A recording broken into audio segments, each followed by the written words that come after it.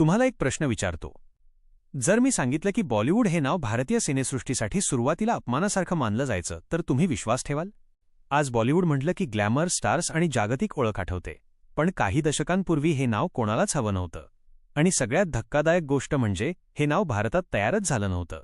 1960 ते 70च्या आधी बॉलिवूड असा शब्दच अस्तित्वात नव्हता.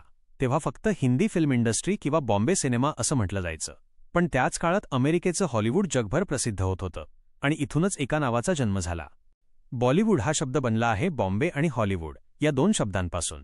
म्हणजे नावातच तुलना होती. आणि ही तुलना कौतुकासाठी नव्हती, तर एक सूचक टोमणा होता, हॉलिवूडची भारतीय आवृत्ती. काही इतिहासकारांच्या मते ब्रिटिश पत्रकार बेविस हिलियर यांनी एका लेखात पहिल्यांदा बॉलिवूड हा शब्द वापरला. भारतीय सिनेसृष्टी स्वतःची ओळख बनवत होती आणि नाव मात्र परदेशातून दिलं जात होतं. पण कथा इथेच थांबत नाही.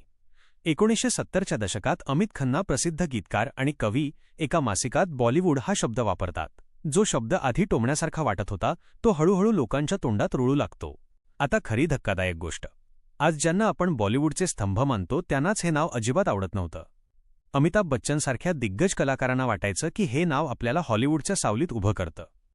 पण काळ बदलतो. भारतीय सिनेसृष्टी दरवर्षी हॉलिवूडपेक्षा जास्त चित्रपट बनवू लागते. गाणी, भावना, नाच आणि कथा या सगळ्यामुळे भारतीय सिनेमा जगभर पोचतो. आणि जो शब्द एकेकाळी नकोसा वाटत होता तोच शब्द जागतिक ब्रँड बनतो. आज बॉलिवूड म्हटलं की फक्त सिनेमा नाही तर भारताची संस्कृती, भावना आणि ओळख आठवते. पण पुढच्या वेळी हे नाव ऐकलंत तर हे लक्षात ठेवा. बॉलिवूड हे नाव अभिमानातून नाही तर अपघातातून जन्माला आलं. आणि कधीकधी अपघातच इतिहास घडवतात. अशाच मनोरंजक गोष्टींसाठी सबस्क्राईब करा फ्लॅश एंटरटेनमेंट्सला.